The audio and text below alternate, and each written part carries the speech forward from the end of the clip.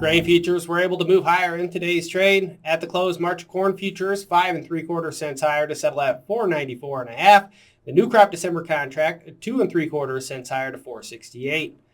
March soybean futures, they gained 16 3/4 cents to settle at 1075, and the new crop November contract tacked on 10 1/4 cents, settling at 1073.5. Over on the wheat side, the March Chicago contract 10 1/4 cents higher, settling at 577. Weekly export inspections on Monday largely in line with expectations.